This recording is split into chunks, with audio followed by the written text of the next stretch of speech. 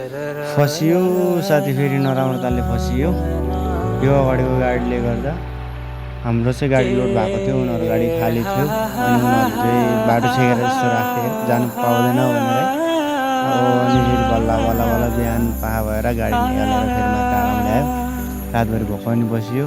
हामी जानुपर्ने चाहिँ यो बाटो हुँदै तल बालकोट भन्ने ठाउँमा जानुपर्ने हो। अनि त्यहाँ जाँदा त्यस्तै 10 बजे होला। हिजोको 9 बजी बिहान 5 बजीतिर आएको, बेलुका 9 बजीतिर भोलिपल्टको जस 9 बजीतिर गाडी निकालेर फेरि सर लाग्यो। अनि लागेर हामी गाम्चा चोकतिर पुग्यो। गाम्चा चोकमा पुगेपछि त्यही हो मामाले पुग्यो होला।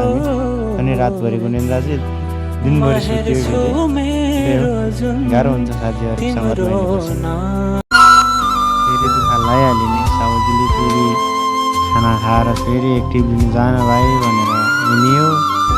एकजना सानो भाइ लिएर गयो, मेरो दाइको छोरा। हिँड्यो फेरि आँखा मिच्दै गएर लोड गरेर फर्क्यो। फेरि फर्केर आएपछि त्यही तल आएर एकछिन बसौँ भनेको, भाइले नबसौँ जाउँ भन्नु थाल्यो।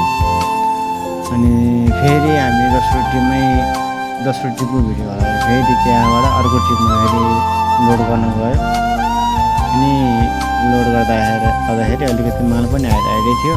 त्यतिखेर चाहिँ माल ल्याएर फेरि तल आएर फेरि लोड गरेर फेरि तल आएर पनि भिडियो बनायो। एकछिन भिडियो बनायो। अनि आएर यो ट्रिप पनि झर्नालाई छेउछेउमा आइपुगेको थियो। झर्ना छेउछेउनिरै आइपुगेको थियो।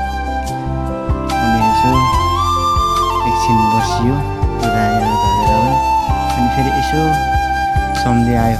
अनि भिडियो बनाइदिउँ न सम्झीको पनि भनेर कबिर सम्झीको पनि भिडियो बनायो। बुढा रन्किरहेछ, कतै नै हो, बालो बोकेर गयो होला। रन्किरहेछ बुढा मान्छे।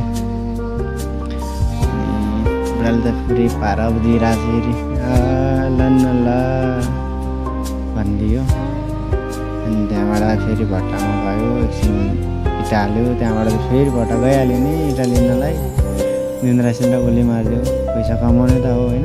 मलाई भाइले ड्याम हाल्यो।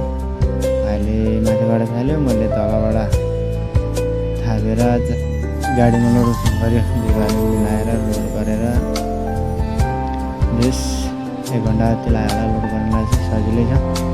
इँटा लोड गर्नलाई 1 घन्टा जति त लाग्यो। आएर ट्याक इँटा गरेपछि फेरि फर्क्यो नि त। अनि त्यही हो,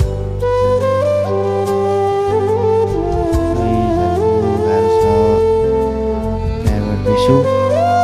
त्यही हो।